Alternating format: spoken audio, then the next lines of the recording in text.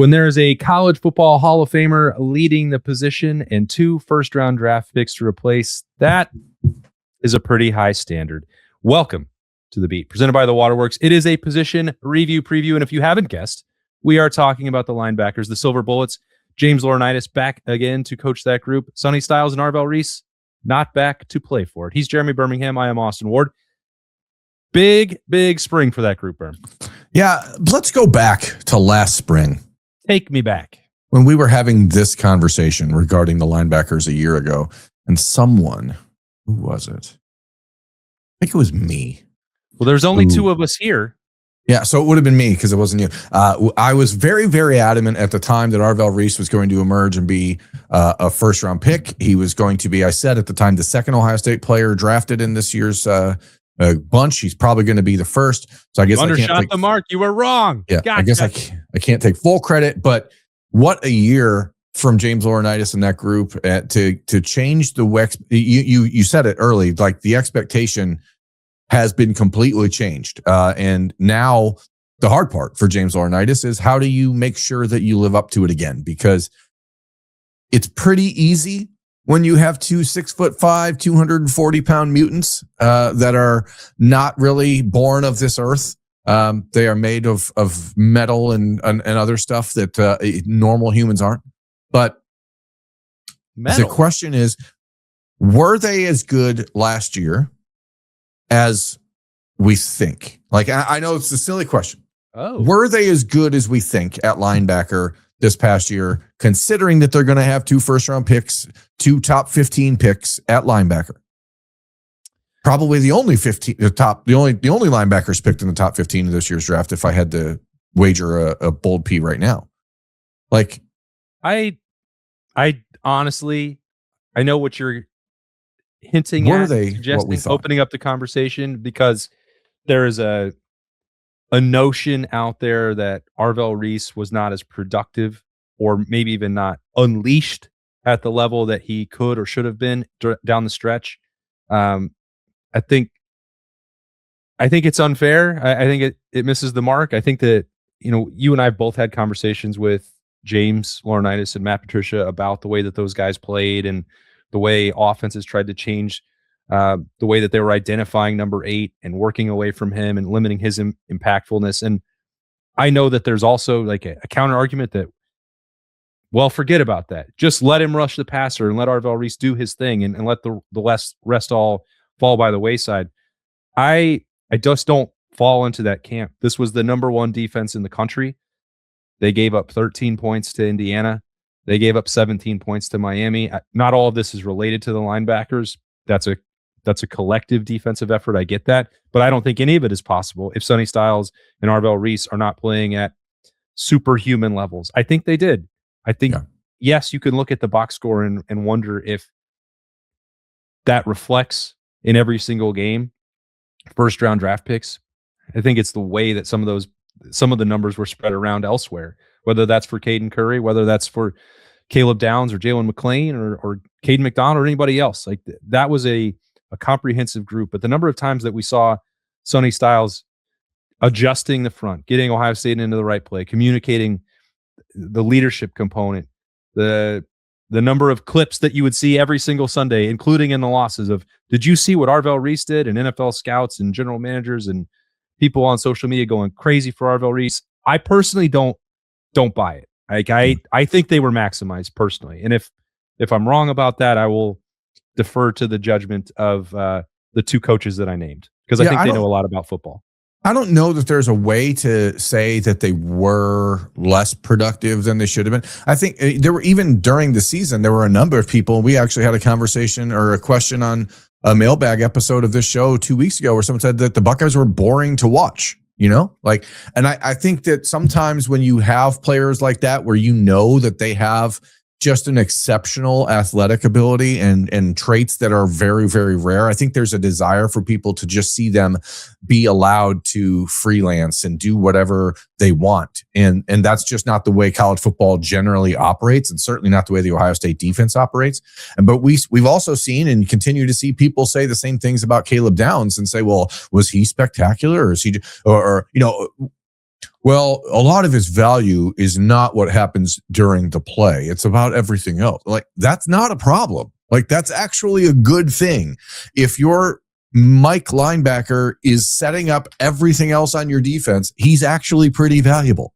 He doesn't have to have 16 tackles a game, but I do understand some of the counter argument from folks who want to see Arvell Reese being allowed to do more Micah Parsons things, or letting Sonny Styles run more sideline to sideline but like, that's just not what they were asked to do. And so, for the scouts out there that saw them through the year, and I think the most interesting part of this discussion is that Arvell went from being unknown nationally to basically being a top 5 pick in the first 3 weeks of the season last year.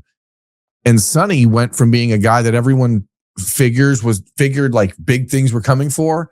And at the beginning part of the year, because Arvell was taking up so much of the oxygen, everyone sort of backed off of Sonny. And then as the year went on, nothing changed for Arvell in his like national perception or his NFL discussion, even though his production and deployment went way down, but everything went up for Sonny Styles because people are seeing like Arvell's numbers went slightly down and Sonny's skyrocketed. Right. I don't think that was a coincidence. Right. So like there certainly was, I think, the best of both worlds for Ohio State. You got the solid, reliable, down in, down out leader of the defense in Sonny Styles. And then you had a weapon in Arvell Reese that I don't know that he could have been deployed in a way that really utilized his best skills in that version of the Ohio State defense. So we saw Arvell playing a lot more as an off-the-ball linebacker, and I don't know that that's really his bread and butter. He's certainly going to be able to do that in the NFL, but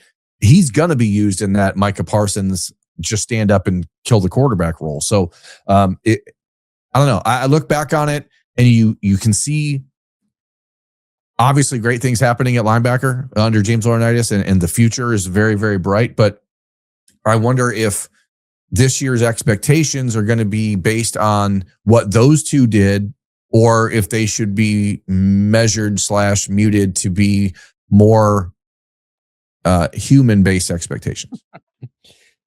I also want to be clear that I'm not trying to be argumentative about it or suggest that the people that wanted to see more statistical output from Arvell Reese and or Sonny Styles are wrong about that, or that everything Ohio State does is automatically right. Like, I think we all understand, and I certainly understand the desire to want to see Arvell rush the passer. And how many times did we boldly predict a game where Arvell was going to have 3 sacks and a forced fumble and a touchdown and all these other, like, because we know he's capable of doing that.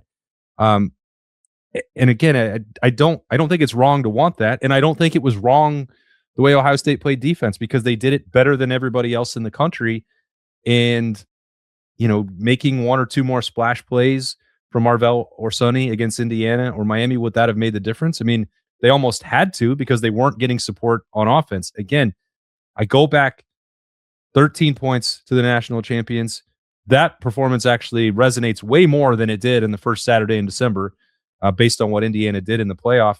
And the pick 6 and playing from behind against Miami wound up being far too much to overcome, despite the best efforts of the defense to keep Ohio State in that game. So as I sit here, I just don't have it in me to say that it's on them, but I respect anyone's difference in opinion on that.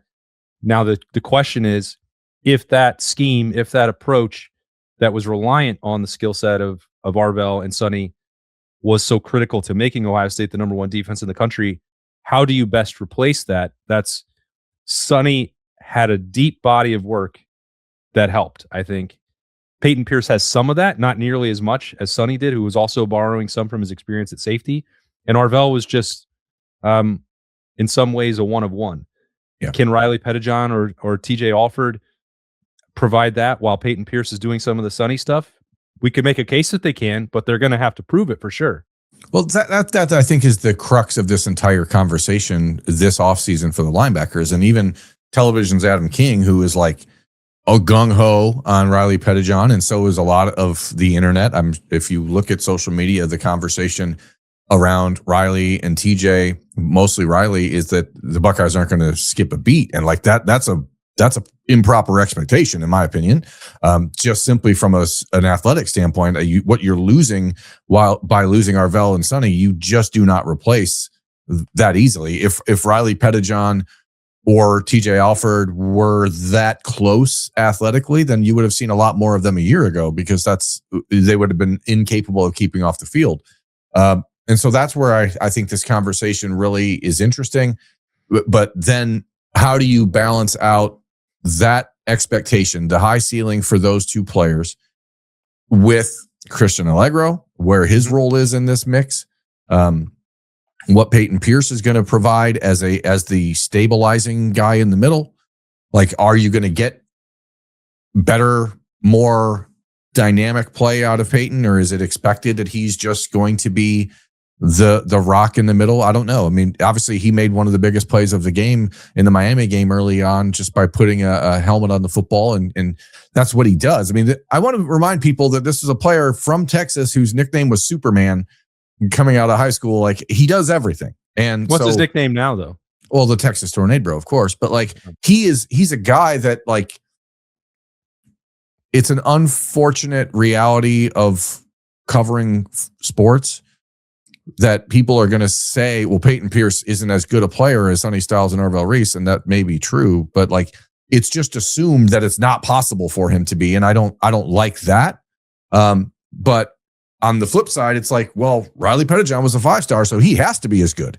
And like, I don't think that that's a fair assumption either. I think that for the worst thing that could happen for Ohio State this spring is that Riley Pedagon or TJ Alford or Peyton Pierce feels comfortable, and that like they have locked down a job. Like, I don't think that is going to be good for Ohio State this spring. And I think what you really need, if you're James Laurinaitis, out of that group heading into spring, are 4 guys who are going head to head in every single thing they do, fighting for the most playing time they can get.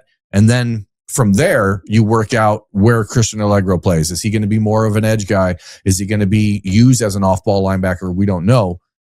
And then it's like, okay, can you develop someone else? Can Sincere Johnson become a player in that conversation? Is Garrett Stover ready to take a step up? Is Eli Lee able to be a solid piece in the middle? Like, I don't know those answers, but I think that this is one of those positions where there's 4 guys at the top, and then like, that's it. I don't fully expect anybody else to be in the conversation by the end of spring as far as like regular playing time.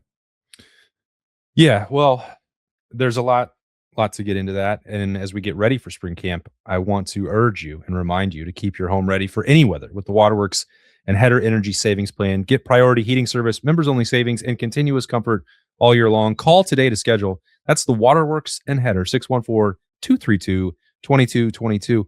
The first part that you mentioned about, comparison and does Peyton Pierce have to be Sonny Styles? If he's shooting for that, and if we think that he's capable of it, but he only, quote unquote, becomes Cody Simon or Tommy Eichenberg, pretty good. I mean, maybe that would be, if I'm sitting here and trying to set a reasonable expectation, this is not a knock on Peyton Pierce. So I love watching him play football. The motor that he has, the tenacity, the mindset, and that's without even getting to the physical tools. He's not making the plays that he did off the bench, or forcing a fumble the way he did without being a top flight linebacker. He has, I guess he's closer to Cody Simon in my mind, but Cody Simon was also the most underappreciated linebacker that I can recall at Ohio State. And he was also viewed this same way that we're talking about Peyton Pierce. Well, he's not a first-round draft pick. How can he be the rock? He's just holding a place until Sonny is ready or till somebody else steps into the lineup. He couldn't surpass Steel Chambers the year before, or he didn't play enough with Tommy Eichenberg. Then he became like a critical leader, a sideline-to-sideline playmaker, and someone that was trusted to implement the defense.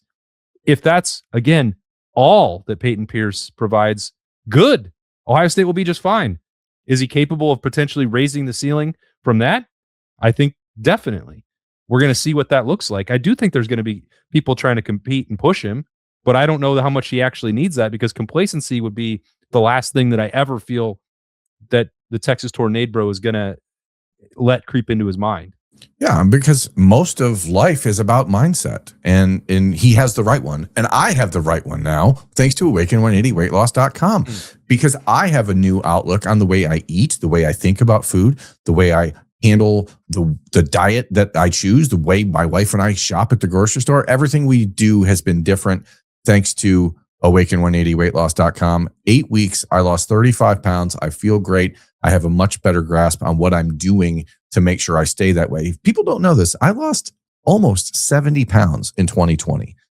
And I put 45, 50 of that back on over the last couple of years because I just got complacent, as you said. So having a coach like Mandy who stays on top of things for me, having an app that keeps me motivated to make sure that the numbers that I put in are putting out the numbers I want to see on the scale. That's what's happened to Awaken180weightloss.com. Go there, check it out for yourself. I think the comparison is correct that you're making. I've been trying to like, who does Peyton Pierce remind me of? And Cody Simon is the right guy. But again, this is the fundamental flaw of being an Ohio State fan is that every player in our minds has to be a first-round pick. Cody Simon was a fifth-round NFL draft pick who started, I believe, every single game for the Arizona Cardinals as a rookie.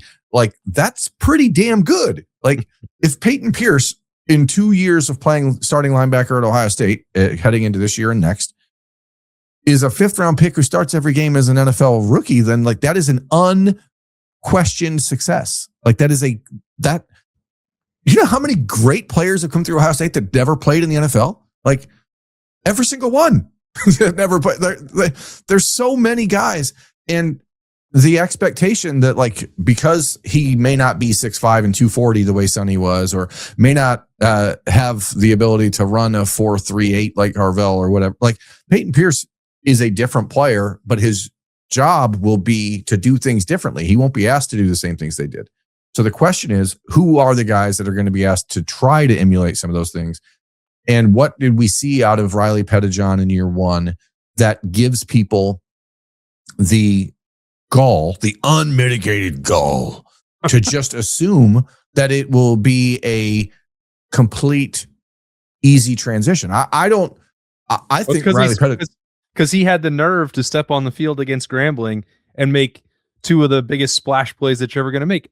And I feel like the level of competition is just thrown out the window entirely. When you do the things that Riley Pedagon did in game 3 as a true freshman, it's like, who cares? He's out there. And did you see that? See how fast he ran down the field? Did you see the physicality that hit? And I'm right there with it. Yeah. But I'm trying to temper that, because you mentioned this earlier on in this episode that, like, if that had sustained and if it would have translated to Big Ten competition, that wouldn't have been really the last we saw of Riley Pedagon a year ago. And that's not a criticism either, because the other linebackers that were out there, the top 3, were really freaking good. And you don't want to live in a world where true freshmen have to play for you with the physicality and the schedule that Ohio State plays.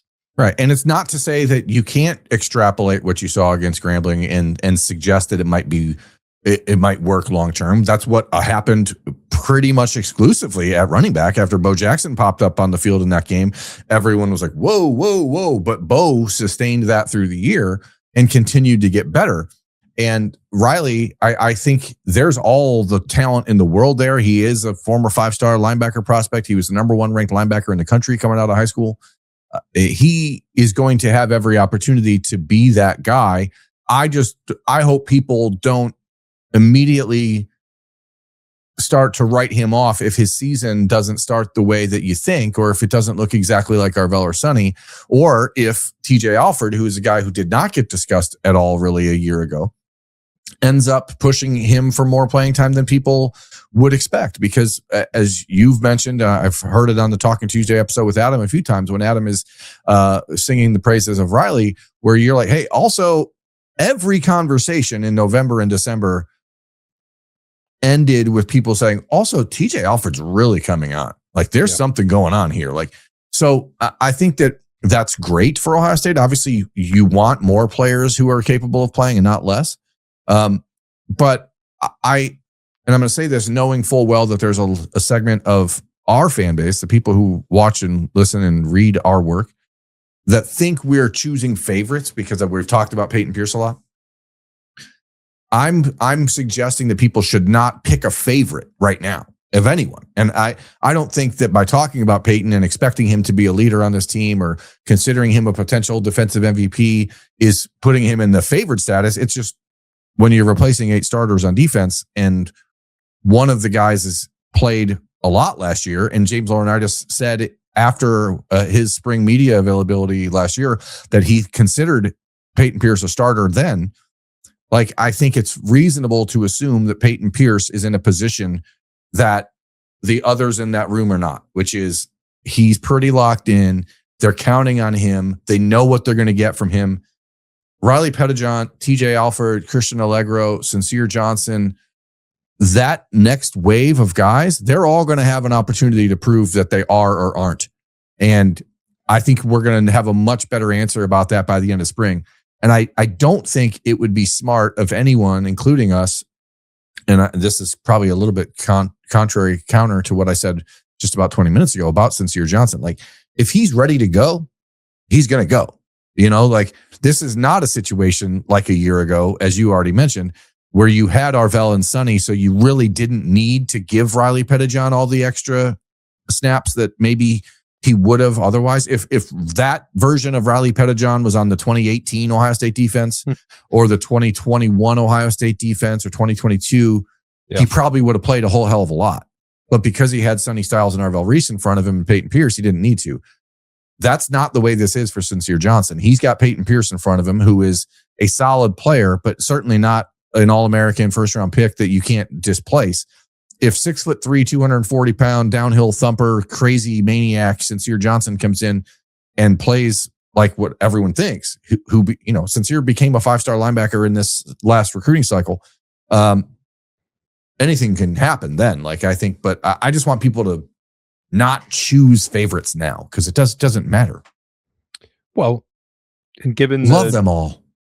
Well, given the ability of the 2 guys that were in the primary roles a year ago, it may take 3 or 4 guys to replace the productivity of them. That would be fine. There were just years, and you rattled off a bunch of them, where Ohio State didn't have the ability to do that, to dip into the bench or rotate 3 or 4 guys. And the starters were nowhere near the level that we saw from Sonny Styles and Arvell Reese. And that's why they had a drought of darn near a decade where they weren't having any all Big Ten accolades at linebacker. And that was unthinkable for a position that once had James Laurinaitis and Bobby Carpenter and Anthony Schlegel and AJ Hawk and this rich tradition of the Silver Bullets. But I also think that it's worth reiterating how remarkable it is that legacy is back, but you don't get to take a breather moving forward. It has to stay there for Ohio State to be at the level that it wants, competing for national championships. Again, it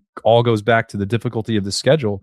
If these linebackers aren't ready to go, not only is Ohio State not going to be the number 1 defense in the country, but they're probably going to be dropping some games and things get dicey. So it is up to them to lay that foundation in now, just inside 2 weeks until the start of spring ball. So the pressure is on. And the good news, I mean, you brought him up at the start and you brought him up now, but James Laurinaitis is absolutely the right guy to make sure that happens. But it is an interesting opportunity for James, who is now being regarded by people like myself, who I think that he's not only a guy that will be in the discussion as a future Ohio State head coach, but as a player, as a recruiter, he is turning the expectations up to a level that he's going to have to meet, which is the fun part. Because when you're a competitor like James is, knowing like, hey, last year I went into Texas and took the best linebacker, went into Florida, took TJ Alford. Then it's like, okay, well, what can I do this year? He's got Quentin Cypher, who's his top target. Like, he's trying to one-up himself on the recruiting trail every year. And that is how you continue to get great players. It's what Brian Hartline did. But as Brian found out, like, there's no rest for the weary. Like, if you don't bring in those guys every year, people are going to doubt you. So James is getting all the credit he deserves right now. If that group isn't ready by the second week of September and they go to Austin, Texas and look lost, guess who's going to be on the chopping block? It's going to be James Laurinaitis. So, like, you're constantly motivated. You're constantly being reminded at a place like Ohio State that the expectations don't change, except they get higher and higher and higher every single time. So Good luck.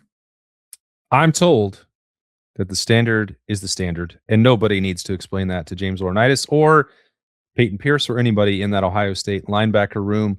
They all have a great appreciation for the standard, the expectation, the legacy of the Silver Bullets, and they will be on the practice field trying to meet it or surpass it in just a couple of weeks in the Woody Hayes Athletic Center as practice resumes. You can tell we're getting near the finish line of the review previews. When we get to this linebacker phase, we will be detailing those cornerbacks and getting into BIA on Thursday. So stick around for all of that as we continue to roll along and barrel towards the start of spring practice on the Austin Birm Show. This has been The Beat, presented by the Waterworks. He is Birm. I am Austin. We'll catch you tomorrow.